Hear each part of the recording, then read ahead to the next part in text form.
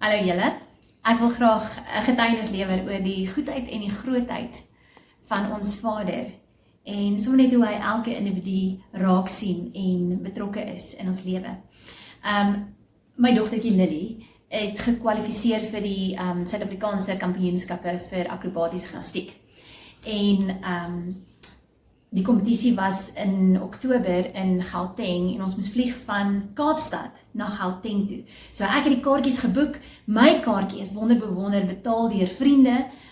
Ek wou nog 'n fondsinsameling doen vir my kaartjie. Haar kaartjie is betaal deur 'n borgskap en ek wou fondsinsameling doen vir my kaartjie, maar toe word dit ook betaal. So alles was gecover en ons was gereed om te gaan. Ek het kaartjies geboek deur 'n agent wat ek al voorheen gebruik het en ons het toe op sekere oggend opgedaag by die lughawe 4:15 die oggend om 7:30 te vlieg.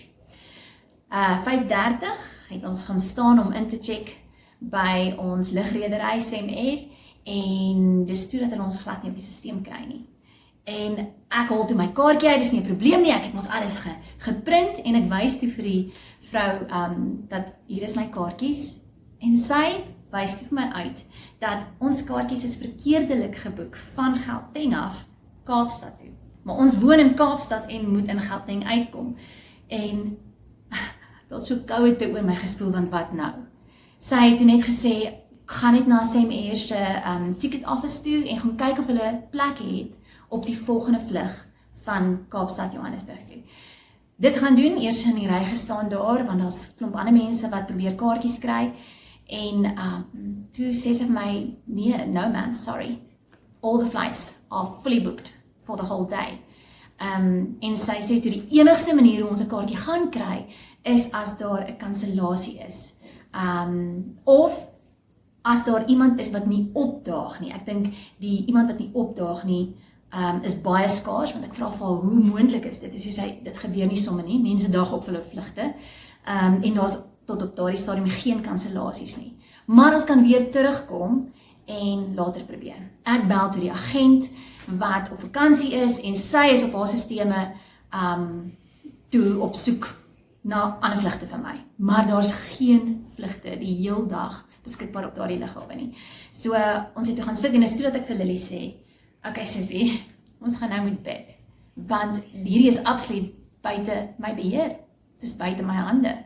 En ek onthou ons het gaan sit en Tafelberg, jy sien Tafelberg, van deur sulke groot vensters op die lughawe en die son het, son was nou op, maar die sonlig het so begin inskyn by die lughawe en op daardie oomblik het ek skielik net hierdie woorde ervaar binne my, be still and know that I am God.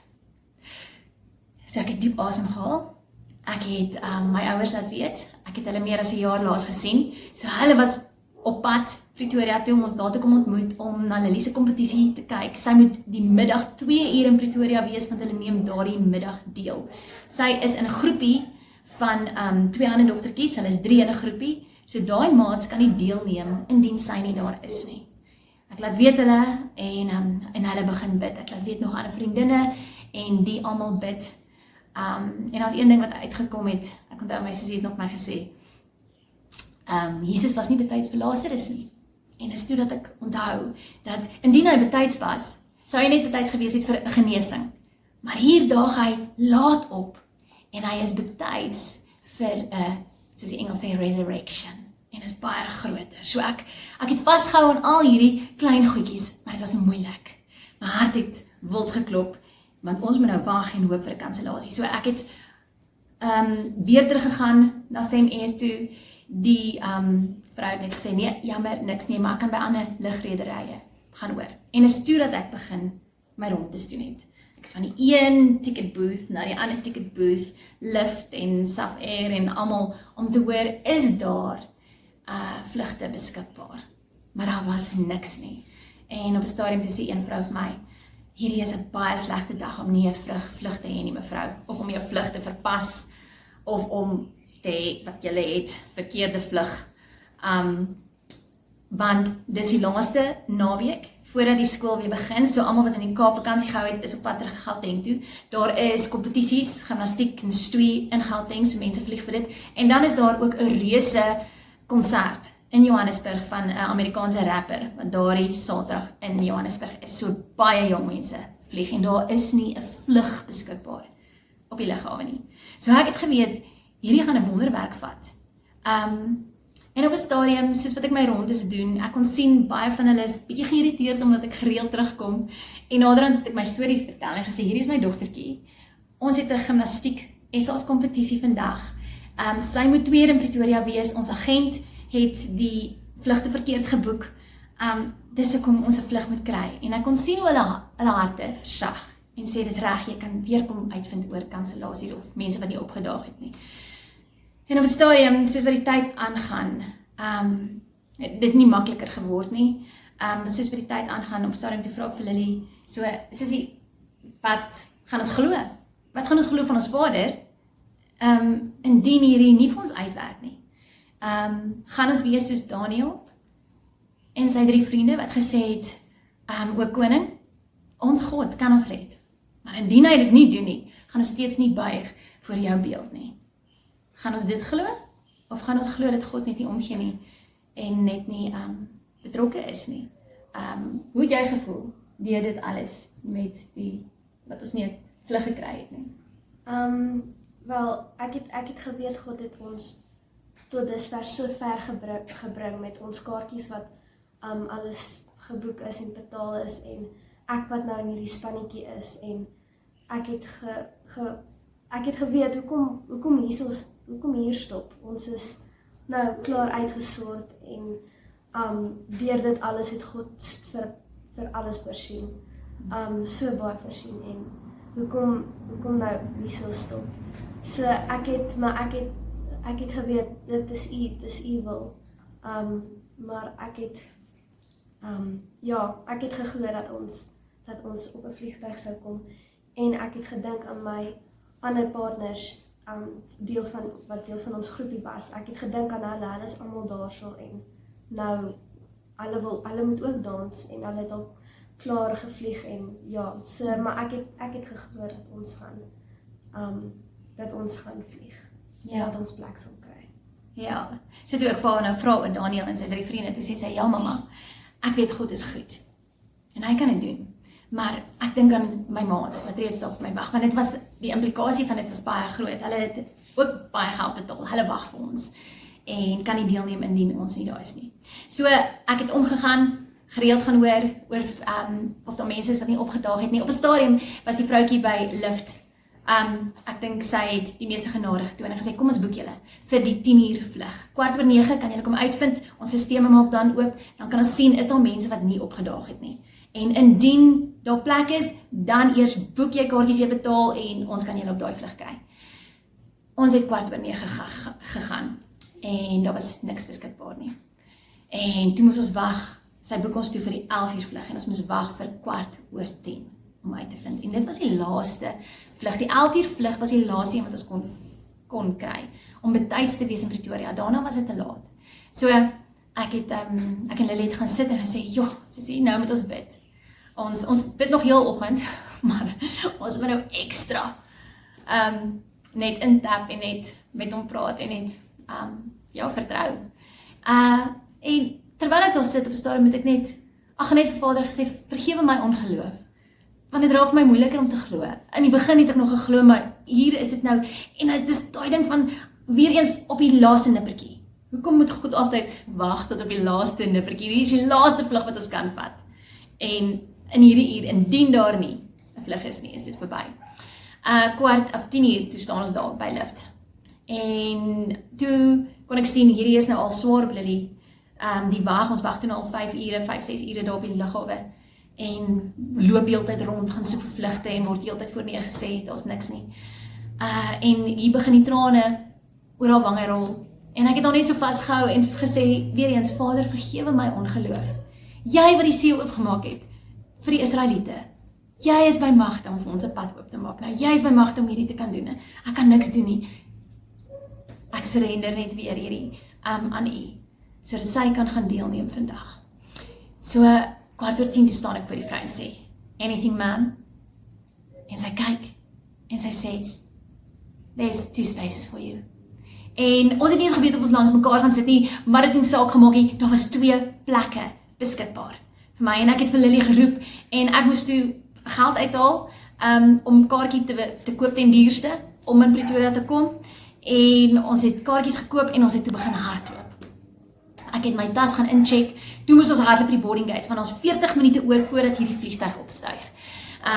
En gehardloop, en terwyl ek so hardloop, hoor ek 'n man se stem agter ons, en hy hardloop saam met ons, en hy sê, ek hardloop saam met julle, want ek soek 'n standby op hierdie vlug. En, ek hardloop toe net, lag, ek sê nou maar, kom ons hardloop, weet nie wie dit is nie. En ek staan in die ry daar by die boarding gates, en die tyd stap aan, ons beter nou gou maak. Gaan so deur, op 'n stadium hoor ek, hy praat met iemand oor die foon, en hy sê, nee, die Here was goed vir my, ek het 'n vlug gekry. En ek sê te vir Lily, hoor wat sê die oom? Hy het ook vertrou vir 'n vlug, so ek wil sy storie hoor.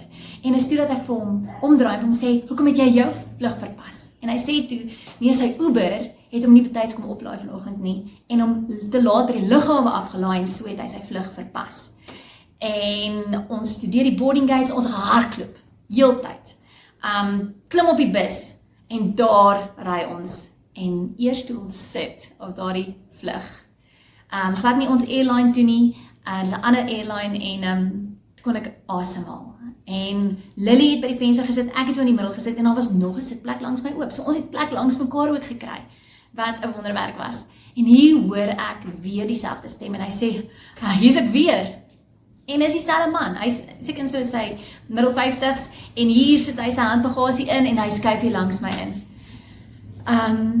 En ek kon sien, hy het net 'n oomblik om toe net kalm te word, en net diep asem te haal, en eers in die lug, toe begin ek met hom gesels. En ek sê, en vra hom toe uit, waarheen is hy op pad? En hy sê nie, hy het 'n familie naweek, wat hulle geboek het by 'n lodge buitekant Pretoria. Sy pa wag vir hom, hy het sy pa lanklaas gesien, sy sussie en haar familie wag vir hom, en hy sien so uit, en indien hy nie nou hierdie vlug kon kry nie, sou hy moes wag tot maandag toe, om 'n vlug op hierdie lugredery te kry. Hy kan nie 'n nuwe vliegkaartjie op 'n ander lugredery boek nie.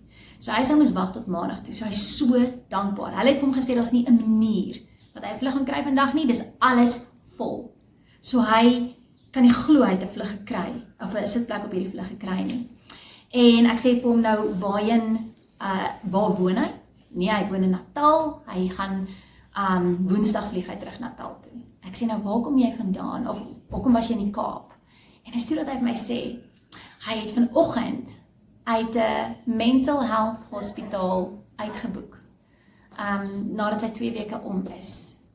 En ek het nie verder uitgevra nie, maar hy het sommer verder vertel, hy sê, alles het net te veel vir hom geword. In 2017 is sy dogtertjie net so voor haar 10de verjaarsdag verskeur deur 'n pitbull. En sy is oorlede, en hy moes haar bebloede lyf uit die huis uitdra.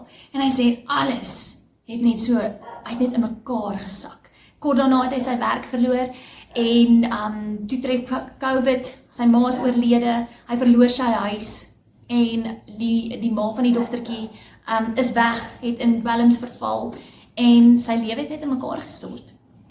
In 2022 kom hy tot bekering, maar hy het steeds nie heeltemal gedeel met daardie trauma nie, en is die laaste paar maande, wat hy net nie meer met dit kon deel nie, en hy wou sy eie lewe neem. Hy hoor toe van hierdie hospitaal in Kaapstad, en hy besluit hy gaan soontoe gaan. Hy het goeie dinge gehoor, en hy het homself daar ingeboek vir 2 weke, en hy sê, en dit was wonderlik.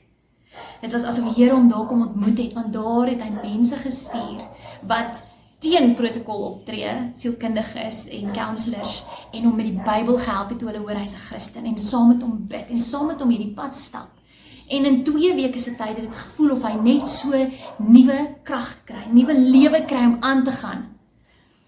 Hy sê, en hier vanoggend, volmoed, boek ek myself uit, dis tyd om te gaan. Ek sien uit na hierdie naweek, en my Uber daag nie op nie. Eers sê hy is op pad. Ek wou iemand anders boek, of hulle het gesê, hulle kan my vat, en dan sê die Uber, nee, hy is op pad, hy is op pad, hy is op pad, en hier kom hy laat. Hy sê, en ek moes alles in my gebruik, toe hy uiteindelik daar opdaag om nie om te verskreeu nie. Maar wat gaan dit help? En ons jaag deur die verkeer, en hy laai my by die lughawe af, en ek verpas my vlug. Hy sê, en ek, al die amper die trauma, die hopeloosheid spoel weer so oor hom en hy wou in 'n balletjie intrek en sit en huil daar op die lughawe en weer die dokters bel en net vir hulle sê kom haal my. Hy sê en ek kyk so op en ek sien jou en jou dogtertjie waar julle staan en bid en jy hou haar vas en jy bid. Hy sê ek wil begin huil en ek sê Vader, kan dit wees dat jy ander gelowiges gestuur het om saam met my op hierdie vlug te wees? Hy sê en hulle het my gesê daar's geen vlug nie, maar ek gaan toe en ek gaan hoor en hulle sê daar's een plek beskikbaar. Julle het die ander 2 gevat, daar's een plek vir my beskikbaar. En is toe dat ek begin hardloop en ek sien daar hardloop julle en ek hardloop agter julle aan. Hy sê en hier sit ek langs julle. En hy sê wie is hierdie 3 mense wat nie opgedaag het nie? Hy is so dankbaar vir hierdie 3 wat nie vanoggend opgedaag het nie, want dit is nie kansellasie nie. Daai 3 mense het nie opgedaag vanoggend nie. En is toe dat ek kon nie glo toe hierdie man sy storie vertel nie en ek begin hom toe bemoedig. En dit is as die Heilige Gees, jy weet, time and place is so belangrik en op daai oomblik, in daardie tydstip moes ek daar wees. En dis hoekom alles gebeur het. Dis hoekom ons kaartjies verkeerd geboek is. Want God gee om vir daardie een man. En in daardie oomblik het hy iemand gehad om sy hande omhoog te hou. En Vader het geweet waarmee ek besig was daardie einste week, het ek veral met my dogtertjies gepraat oor hierdie een skrif. 2 Korintiërs 4 vers 8 en 9 wat sê, en ek sê dit toe vir hierdie man. Sy naam is Werner. En ek sê vir hom, Werner, dis wat die woord sê, op elke manier word ons onder druk geplaas, maar ons is nie verpletter nie. Ons is verward, maar nie wanhoopig nie. Ons word vervolg, maar nie in die steek gelaat nie. Platgeslaan, maar nie vernietig nie. Hoekom? Want God het 'n verbond met jou. En ek sê vir hom, en 3 sitplekke, 3 is die getal vir verbond. En God het 'n verbond met jou, 'n kontrak met jou, wat sê, ek weet wie jy is. Jy kan stil wees, want ek veg vir jou. Be still and know that I am God. Daai tipe verbond. En dis hoekom ons hier is vanoggend en hoekom jy hier is. En ek lag toe, ek sê van en my naam is Drekkie. Sodat hy nie sal vergeet dat God het 'n verbond met hom gehad nie. Nie dat dit enigiets beteken nie, die Drekkie nie. Dit was net snaaks op daai oomblik. En so gesels ons toe en ek kon hom bemoedig. En hy begin huil naderhand. Hy sê hierdie is die powerfulste vlug waarop hy nog ooit in sy lewe was. En hy het soveel moed om aan te gaan, want hy weet God is vir hom. En as God ons kon gestuur het vanoggend, dan weet hy, God gaan sy hand vat en verder met hom stap. En ons het geland, gehardloop, my vriendin het ons kom oplaai, met middagete in die kar, Lily het haar gimnastiekklere aangetrek, en ons was 1 minuut voor 2 by die venue waar ons moes wees. So ons was nie laat nie, want God was getrou en hy het opgedaag wanneer dit nodig was. En dis ons storie. Het jy nog dalk kontak met Werner? Ek het weer kontak gemaak met Werner na 'n paar keer om te hoor hoe dit met hom gaan. Laaste keer wat ek nog met hom gepraat het, het hy nie werk nog gehad nie. Maar hy is volmoed. Ek het met hom gesels oor, het hy 'n gemeente, het hy mense wat sy hande omhoog kan hou, en hy het gesê hy het 'n goeie gemeente, daar is mense wat hom help, en hy was volmoed. Elke keer as ek met hom praat, is hy baie positief, hy verdiep hom in die woord, en dit klink of dit baie goed gaan met hom, en ek weet, ja, ons Vader gaan voorsien in alles wat hy nodig het.